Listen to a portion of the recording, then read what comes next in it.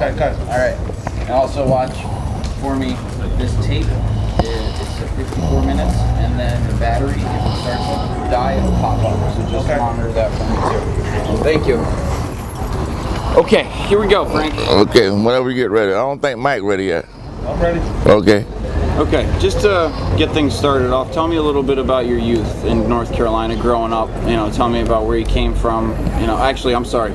First, right off the bat, introduce yourself. Tell us who you are, your name, you know, anything about you, your age, where you live, you know, where we I'm not going to tell you where I live. You know, I'm not going to put it on. that's fine. I'm just, you know, I'm just general information. I'm just trying to, you know, warm you up. Okay. I'm already one. We can go over the question if you want to. Okay, what's your name? You know, Frank Lucas. Can you say my name is Frank Lucas? My name is Frank Lucas, and I live in no, I live on the Eastern Seaboard. Well, can you just, from the top real quick, without me talking, just say, I am Frank Lucas. Okay, I am Frank Lucas, and I live on the Eastern Seaboard of the United States. Very good, thank you, Frank. Can you tell me a little bit about your youth? You know, where you grew up and how? I grew up in rural North Carolina back in the 30s. The reason I'm the man I am today, I guess, is because I saw something that ain't no 3-year-old, 6-year-old kids should see when he's a 6-year-old. Yeah. I saw them come to my house and come to our house, and my daddy wasn't home. My mother was there and shoot and murder my cousin. He's 15 years old. And you know what they murdered him for? They murdered him for wrecked his eyeball. They put a shotgun to 3 guys to come. They tied ropes around each arm and had it by the post and stretched him out and shoved the shotgun in the mouth. That wasn't enough for them. They had teeth and everything all over the floor, and they pulled both triggers simultaneously and just blowed his whole back of his head out. And his face looked all right, but the back of his head you could put a watermelon in there. And I saw that when I was 6 years old. So. And was that the main reason you got out of North Carolina? Well, I ain't never been right since, I think. I think something been wrong with me ever since I got out. That started me off on a bad path. I put it that way. I think it started me out on a bad path.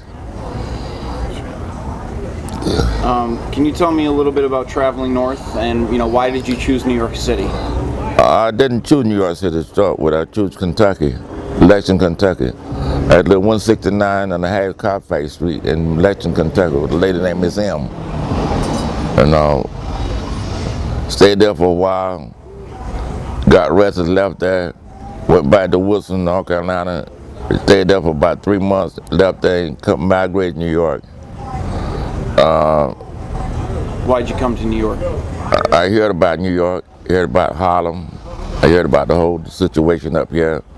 Black people were doing good, which we wasn't doing. We were slaves down south, really. That's all we was, slaves down south.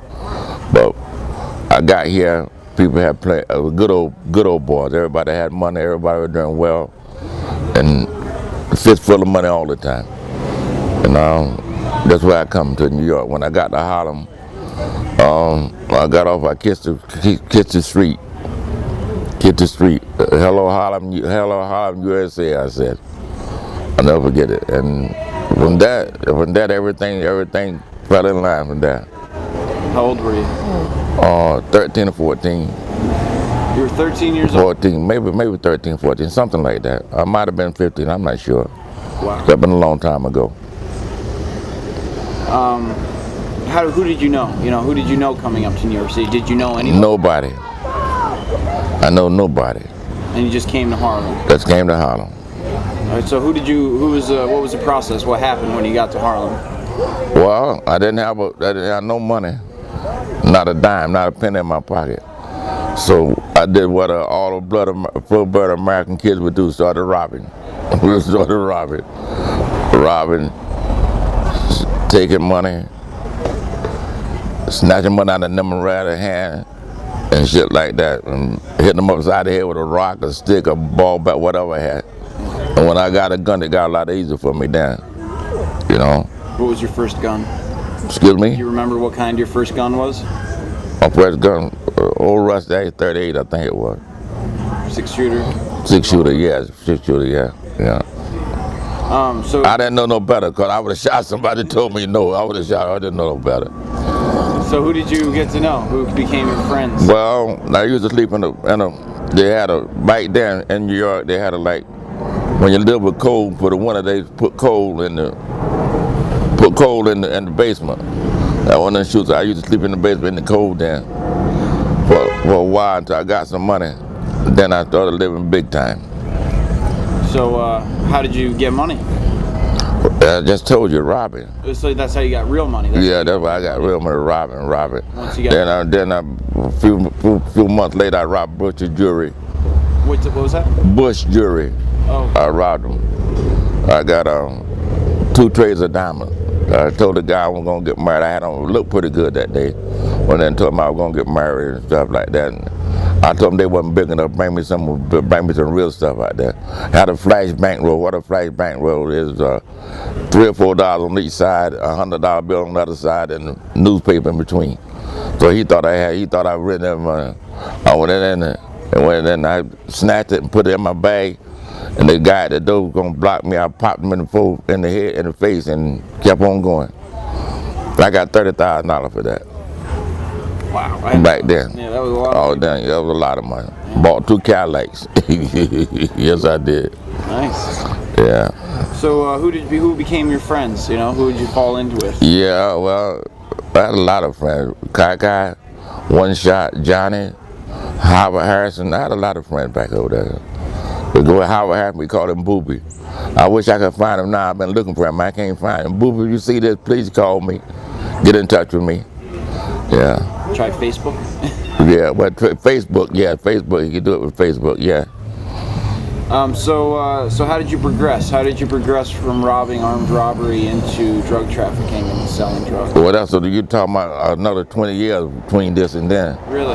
Yeah. So tell me about the progress. Yeah, the progress. I've worked. Now y'all don't need to hear all of that.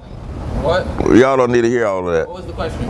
No, the question is you don't need to hear all of that. I'm sorry, I didn't mean you had to take that out. Yeah, okay. And now what happened was I went I was out there. What was the question?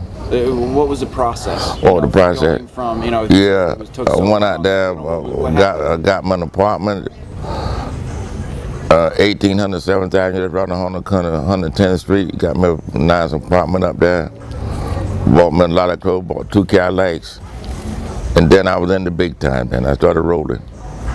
Then I went and robbed the crap game, because I got low money, went and robbed the crap game. I was just robbing, man. Jewelry, you know, everything. I robbed everything but a mom and pop store. I didn't rob no mom and pop stores. Everything, you know, like the jewelry store, everything. I robbed a check cashing one time too. How long did you do that for? About 10 years, I guess. 10 years. Yeah, Larry, the cop named Larry Diggs, and what was his name? Nose, I think his name was. Larry Diggs, they used to come every time somebody steal a watermelon, they couldn't find me. One day they came up riding slow behind me. I had 2 guns on me. I said, this is a good goddamn day to die. Because they had been beating me up every time they take me down. They beat me up. They took me down there one time and really handcuffed me and beat me up, hit me in the stomach and all.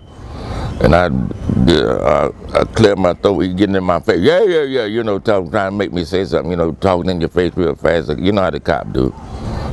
I did a hawk up, spit right in his face. I woke up 3 days later. They took me out, man. They took me out, and I wasn't gonna go through that no more. This is a good goddamn day to die. They roll on because they know I was finna die right there. You know, I was finna kill them, or they gonna kill me. I want to take my guns out and start the shooting, you know. If they got out that car, that was it, you know. But they kept on rolling, and I'm glad they did, because I'd have been in the electric chair now probably, because I took 2 cops, you know. Now, these crimes that you committed, were they violent? Were they violent crimes? Who? You. I mean, were you violent towards the people you robbed? Well, when you're robbing, that is violent. Well, yeah, it can be. Yeah, it is violent when you're robbing. It is violent. I don't care what kind of robbery you do, it's violent. It's violent crime. Yes, it is. I don't care how you cut it, it's still violent. Okay. Did you ever get arrested during this time? 100 times. 100 times? Maybe. I told you. Every time somebody take a watermelon, I got arrested when I wasn't doing nothing, I got arrested. Yeah. Yeah. So how? Cause they know I was the one. They know I was out there. They know I was out there doing this, you know. So what kind of time did you do inside? I didn't do no time inside there. No, they really didn't have enough on me to do nothing with me, you know. But So never convicted. Never convicted in that time frame. no, not in that time frame. No, not in that time frame. No, I wasn't. No. Okay, so how did you progress from that into selling heroin? You talking another 20 to 25 years. So what was the progress? The progress I was robbing. I'm telling you now. I was robbing. I was doing that to stay afloat. Then I met this guy, cousin now named Fletcher. We called him Boy. He was a junkie. And he showed me how to start doing this. He told me I could make money doing this. And I looked into it and looked like I could make money. And I started back then. I started doing that. And then one day after that, I started getting it from an old guy named Pop in the bar. I did pretty good. I counted my money one day. I had like $1,200,000. I hadn't counted, you know. I was doing hand-to-hand combat myself. And I left it right, wouldn't do nothing else, then got broke again. So now I'm hustling Plue, you know.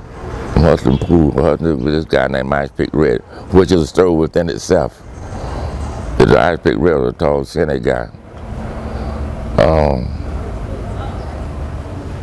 About 160 pounds, about 6'3".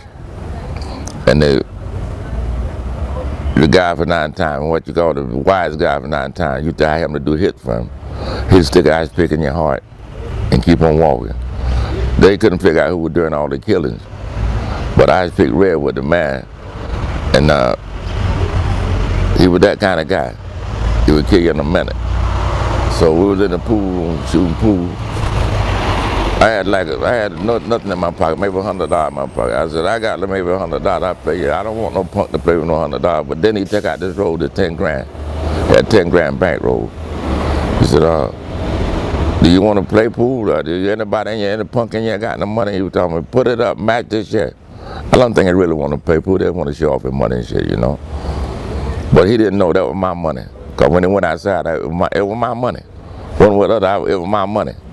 As soon as he went outside, I was going to take it. I was going to kill him right there, you know. Anyway, Bumpy, you know how pool room is, all smoky, loud music and everything. Come in, when Bumpy walked in the door, I didn't know who it was. He walked in the door, you could hear a rap, piss on cotton in China. You know, everything got real quiet. I looked around naturally, I turned around, looked around, there's a guy standing about 5'9", with a dark complexion guy, a blue tie like a red, a blue suit, like a red tie, bell, rose, anything and everything. I said, oh my God, like sitting in the podium walking into a junkie den, you know. And he asked me, can you beat him? I said, yes, sir. He said, rack him up now. He told the guy to rack him up. The pool, rack him up. They racked him up and we bought it for the see who got the first shot. I got the first shot. And the table was gone. I run the table. Bumpy told me, come on, kid. So he took me with me, bought me clothes and everything, dressed me up, took me to their house. I lived with him for about 2 years, I guess. And that's why then I become his right-hand man. I would come wherever he went, wherever he did, I was there, I had to do it, you know. Whatever the boss said do, I had to do it, whatever it was. And I can't tell you about what I did, but I did a lot of things. I become strong on them. I guess you could call me strong arm man #1 up there. My name was Frank Lewis and I lived that life. So anything he wanted, I did it, and I did it with grace and style. And I didn't do no messy jobs. I did them all clean. The way he told me he wanted clean, I did it clean, real clean. Next question. Oh, next. Well, let's see. No. Are you looking at me? You like it in days? What's wrong? I'm listening. I'm just. I was. It wasn't that excited. Was it? That was a good story. Yeah. You know, my question is how you got into the heroin trade. Okay. Right then we went there. Hey Ray, Y'all don't need, y'all go in the house, man. Go in the house. You don't need to sit there and hear this. You had to cut this out, I'm sorry. That's fine. Go in there, you don't need to sit there and listen to what I'm saying. Y'all are there golfing and everything. And little girl, you don't need to listen to none of this. Go on in there. You ain't no man. You ain't no gangster. Go ahead. Go ahead in there with them. Let us keep in there, Ray. We all framed up still? Yeah. And where we going now? We're just how you got into heroin trade. The heroin trade, I got into it this way. In the afternoon, there used to be a news broadcast come on in the afternoon back in the 60s and 70s. Guys were named Bill Butel and Roger Grimley. Good in the here nights and news. That's the way they come on. And they used to tell you about the guys in Vietnam getting high. You remember the Vietnam War? Guys over there getting high and shit over that thing, and one of the true soldiers and all how they doing it. They were just ripping the military apart, really, about the guy getting high and stuff. I kept on hearing this for weeks and months, and I went to my boss, which was Bumpy Johnson, and asked him, could we try to get over there and get some of that, get some of this money? He said, no, we're not gonna get into drugs now, Lou. So I couldn't touch it then. When he died in 1968, that was my time. I decided to go over there. I didn't have no money, but I know the old Bumpy over $4 million out there, $3 million I think it was out in the street, and I went and collected the money. One person gave me trouble, but that soon ceased. He come around there, I got all the money. I put the money in the Chase Manhattan Bank here, because Chase Manhattan, I put in different branches of Chase. But back then,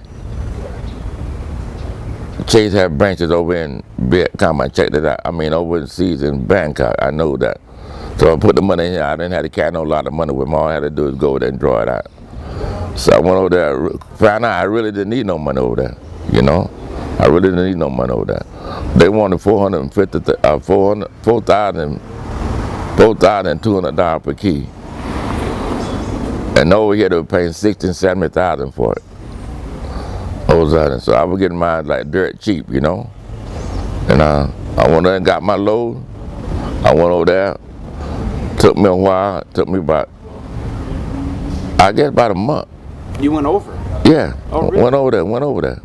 Took me about a month. I went to some GIs and went to the different clubs where the GIs hang out at. And I would get this soon when I thought it was high enough to talk. I didn't talk to him. Find where maybe it had some guy. Then here come the Chinese and the Viet Cong. I'm not Viet Cong, but the people in Thailand, they were coming to me. And all kind of people coming to me. I got 30, I got 40. The word is out that I needed something, you know. And one day after about a month, here come a guy in a Rolls Royce, white Rolls Royce, a red interior. Go up and jumped over the car later. Now I don't know. I still don't know his name, but I call him 007 because he looked like Sean Connery, you know. And he took me up and we went for a ride. Went up in the mountains up there where we could look over the city of Bangkok. Look over the city of Bangkok. He told me whatever I wanted, he could get it for me. But I didn't. He was working. I know he worked for the government. He worked for the government some kind of way. I don't know what position he had in there. I wouldn't tell you if I did. And he worked over there and he said, I can get anything you want. He said, first of all, we're going to need $125,000. So I said, okay, what else? He said, you don't have to pay me all. Yeah, I said, yes, I can pay you for everything. He showed me he went and got the thing and he showed it to me. With the 300 keys. He showed it to me, bam, everything, he showed it to me. And then what he did was, he took me to the place. I didn't pay him quite all the money then. I had to owe him some, because I didn't want to get broke, you know. And he carried me this guy was, I can't tell you his rank, but he had a lot of stuff on his shoulders and stuff. He said, went to him and he asked him about it. He took me with him. He said, yeah, I said $125,000 or whatever you done, you know. And I put on the plane, they told me where to be, what day to be here, what day to be in Fort Bragg. I think it was Fort Benning, Georgia, Fort Bragg, North Carolina. I got them all over the place. I can't remember where I got it from. And I went there, I went there, I got the load, and came back, and the rest is history. Say that again? The rest is history. Yeah. Yeah.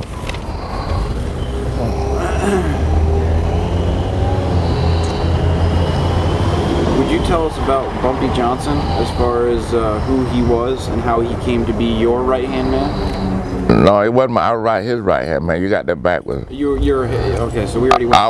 Went over that. I was a lieutenant. Yeah. I was a lieutenant. Bumpy was a guy that you would like for a father. Yeah. The brother you wish you had to have. He was a true man.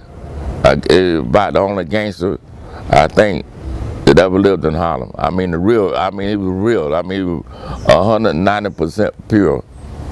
I mean, he was pure. He was a pure gangster. There ain't no question about it. Everybody respected him. He did business with Charlie Lucky, Luciano, and them downtown. If you get a number hit, they lay off the number. What he couldn't handle, he laid off to them. And they were doing the same thing. They'd rob a truck, make a big robbery. They would give him his share.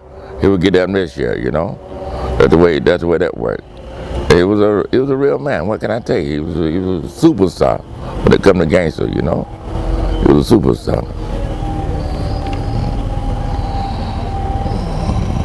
Do you feel if it wasn't for Bumpy, you would have not have been as successful businessman as you were? Do you feel you wouldn't be the man you are today? I wasn't a businessman. I was a businessman in my own way, yeah, but I worked with Bumpy for them many years. 13 years, 9 months, and 8 days. And every dime I made, I credit him for it. You know, I credit him for it. I worked with him all that time, by being the man he was. I know how he did things. I know what he worked. I know what happened. I know what to do. I know when to get off. I know when to get on. I know when to tighten up. I know when to punch somebody in the mouth. Let it go. So that's the way I become what I was. Now I become very successful. Very successful.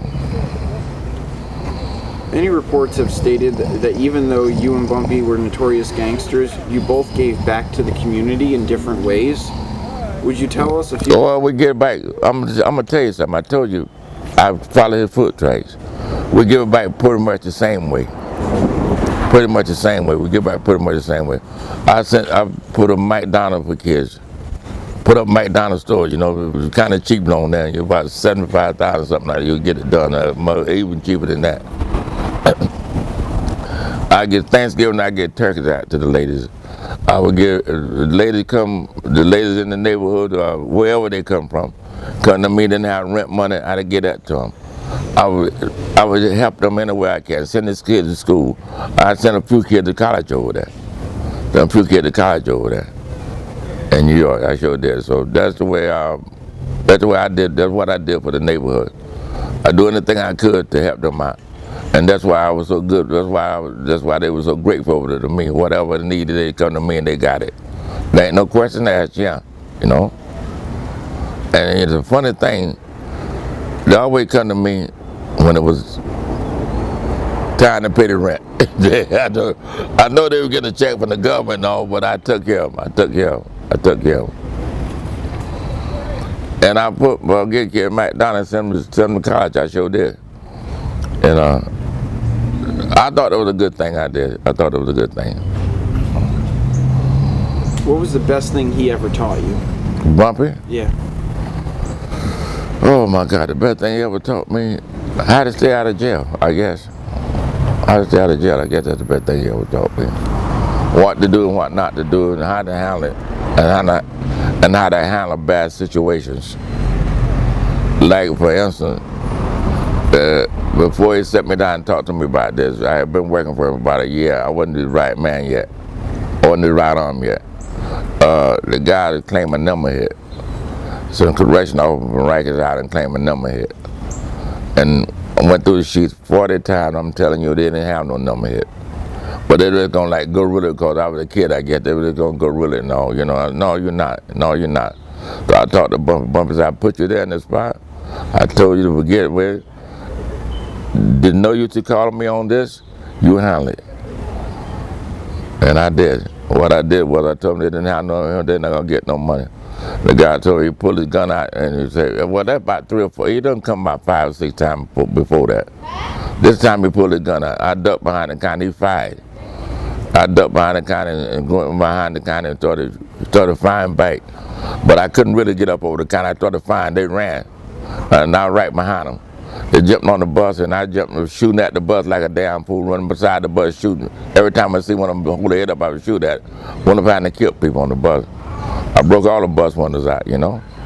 But I had one of them automatics. I almost broke all the bus windows out. And it was all over the news that day. Walter Winchell, I don't know if you know who he was. You never heard of him, I guess. A great reporter in New York. His name, Mike, you ever hear him, Walter Winchell? Walter Winchell. You ever heard of Walter Winchell? Walter Winchell. Come on. And that's the way I got to know him. The way I got it. It was a great newspaper, man. Up there.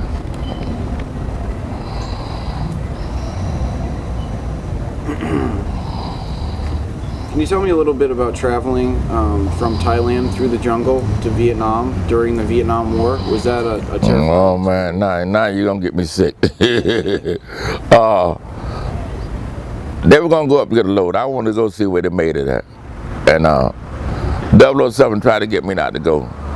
He said, well, I'm not going, Frank. You're on your own. He give me the 28 mules and about 30 some people with me.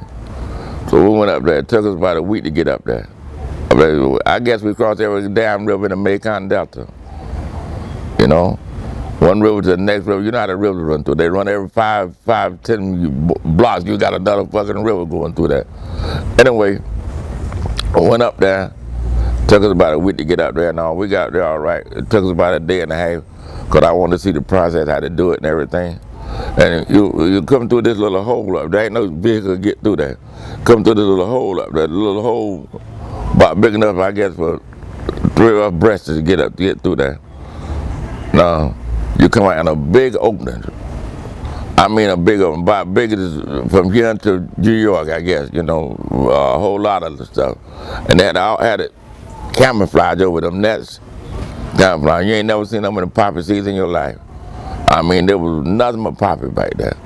They had this big old hives where they were making it there. There was one of the hives, was like a barn. They're making and processing it there. Now I want to see how they were doing it. I don't know no more now than I did before because I couldn't tell you how to do that shit. And we can't, on our way back, we got a load on our way back. And we would jump in the middle of the jungle. We jumped up there.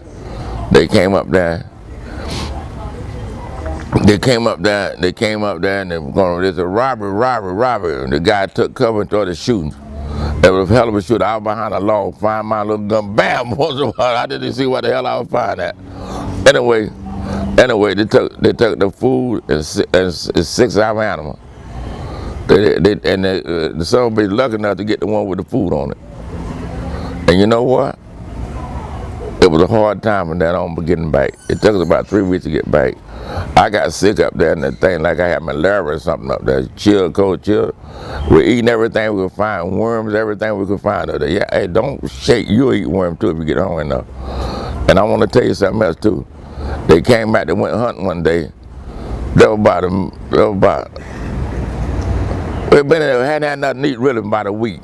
I mean, nothing really to eat. You know, frogs, there's snakes, anything we could find to eat. And we ran out of them, I guess. I come back, I was laying down, I was sick, I was sweating profusely. And they come back with this animal, you know, on a stick. 2 of them were carrying me. I think it was a damn dog. I don't know if it was a hyena or a dog or whatever. I know they cooked that sucker. And I tell you what, I never ate nothing taste better. Oh, it might have been a dog. I think it was a dog. I really believe it was a dog. But the dog or hyena, one of them suckers, you know. But whatever it was, we ate it, and we came out of there.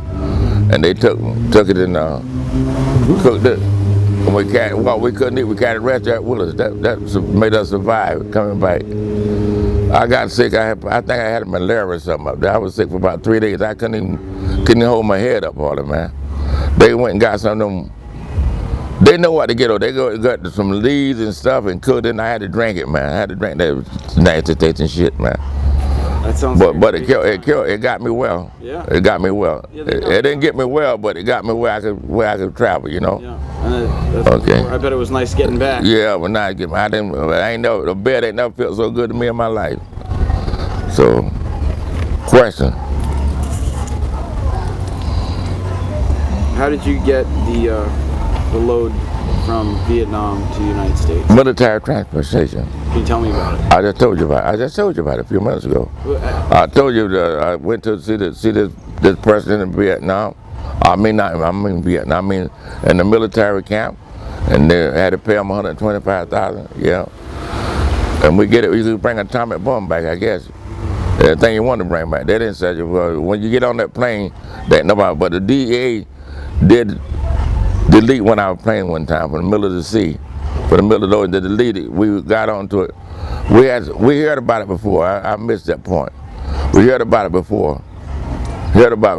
So we decided we're gonna go. We know they were on. We know they're gonna stop one of them.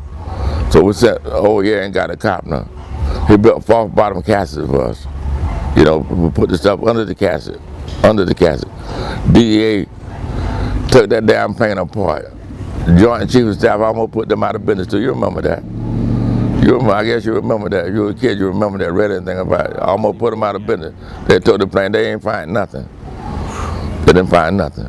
So they never got any of the planes. They never got it. Huh? They never found it. You know? They never find it. Hell no, they didn't find it. Yeah. No. And I mean, this is a crazy question. That was a good move. I made. That was one of the best moves I made. You put it, and everybody say, you put it in the casket. No, I did not put it in the casket. I'm not going to raise no dead man up, but no, I did not. I'm telling the world, I did not put it in no casket. At false bottom casket, and that's where it was at.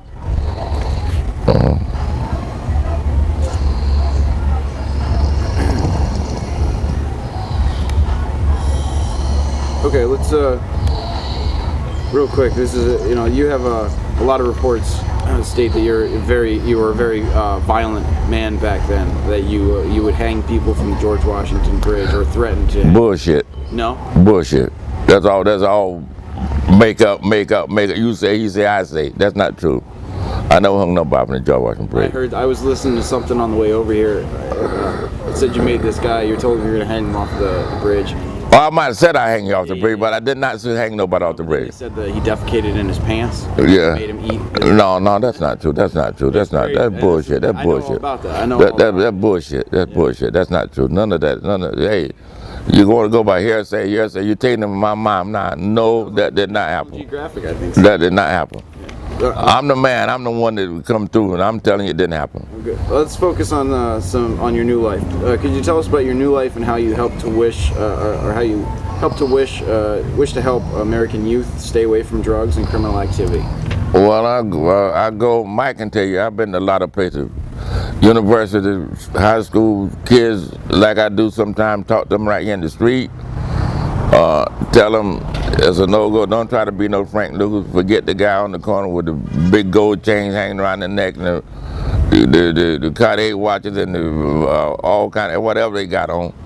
Don't pay it no mind, because it's all bullshit. You ain't gonna do nothing but go to jail sooner or later.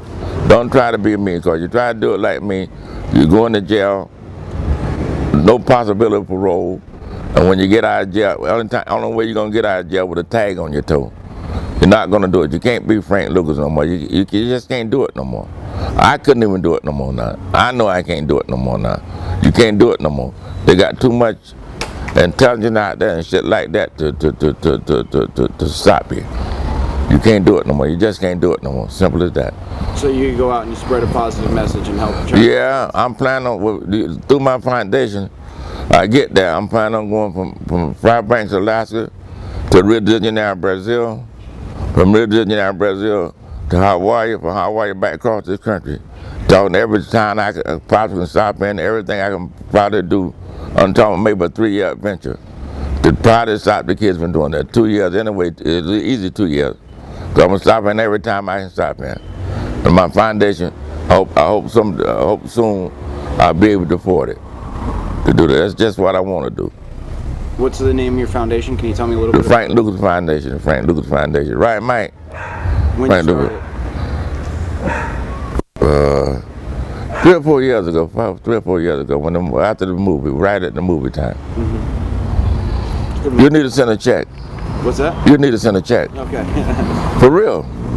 That's no bullshit. You need to send a check. Don't laugh it off.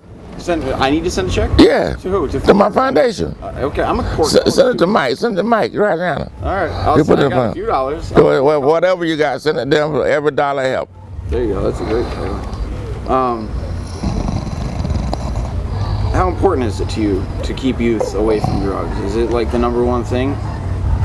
How important is it to me to keep youth away from drugs? How important is it to keep youth in general away? You know, keep me away from drugs? No, keep youth, not you. You know, what are you saying? Keep youth with me or the youth? No. I'm talking about the youth. The youth. The youth. Okay.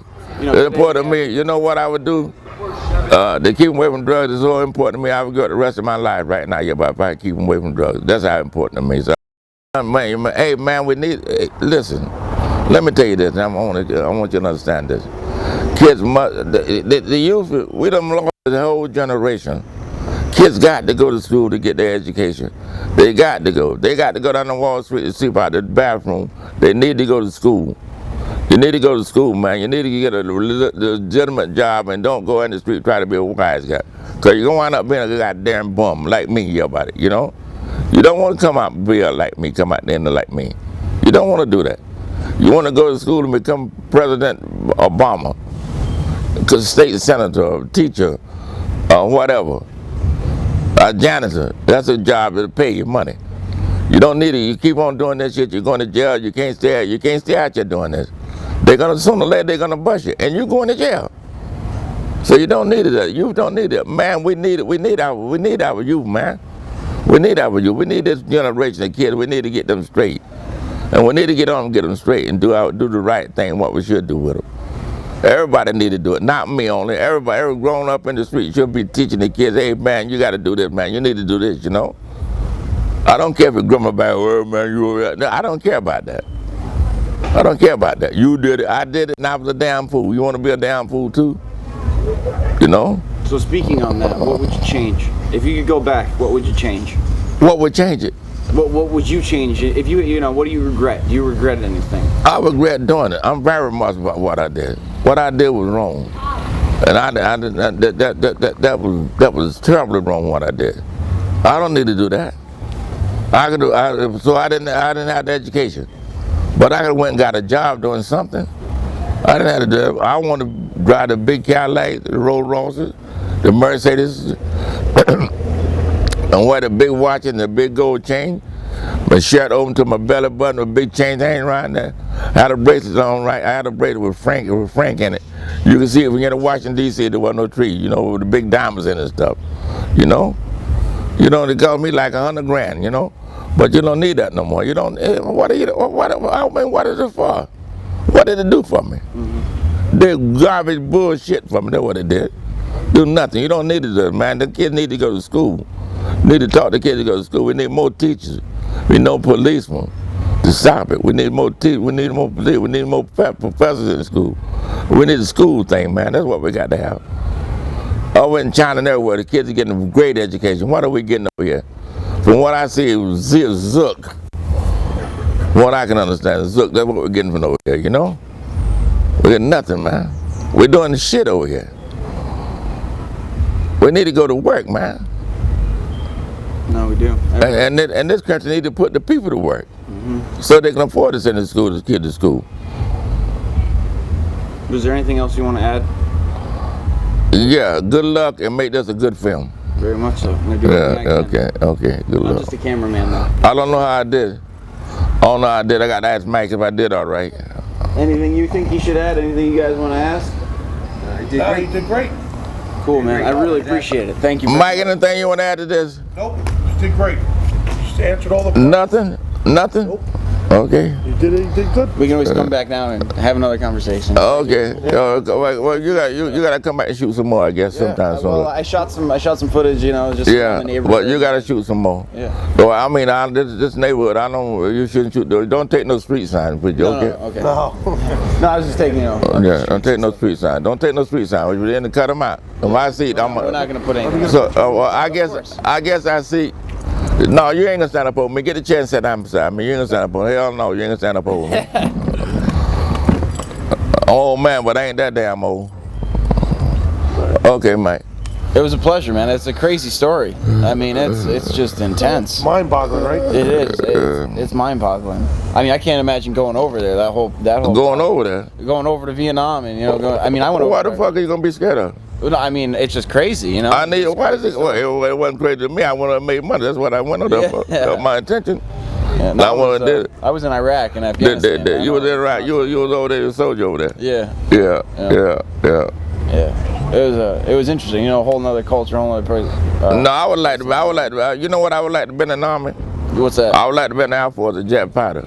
Really? I would like, but I got pilot eyes. Yeah. I got very good eyes. I could have been a jet. I could have been that.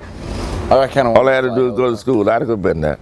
Yeah. What were you? A soldier? I was infantry. Yeah, I was a soldier. Oh my God! That's the worst job in the world. That's the worst job in the world. Fight Desert Storm? I fought in the OEF-1, OIF-1, Afghanistan, and Iraq. Really? Yeah. Just I was over there right when You didn't get shot or nothing. No, I didn't get shot. My bag I was carrying got shot, but luckily I didn't get shot. Yeah, you were lucky. Yeah, I got a bullet hole right through the back of it. I found it. What were you carrying? It was just I carry the radio, but I was also carrying a. You were a radio man. Yeah, you're a radio. I got a big target on my back, you know, and antennas. But I got to call in the fighters and stuff like that. So that was cool, Oh, you could call them fighters. Oh yeah. Can you give them the what you call that?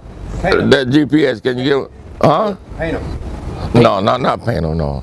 Can you get the GPS and all that stuff where they hit them at? Oh yeah. How about if you're out in the middle of the desert? You know exactly what. Oh, absolutely. You know exactly where you are. Even out in the middle of the desert, you still got maps. You know, we still have. Yeah, how you doing, man? Everything. Well, with the satellites up there. Oh yeah.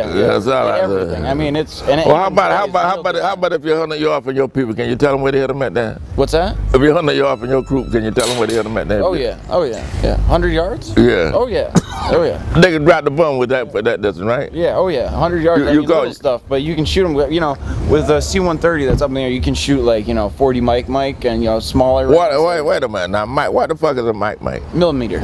40 millimeter. Yeah, I ain't talking about the gun. I'm not talking about the gun. I'm talking about drop a bomb. Yeah, well, a bomb. No, you can't be 100 yards from a bomb. No, you got to get the fuck out of Dodge. Yeah, you got. I hear they did that time. They dropped on.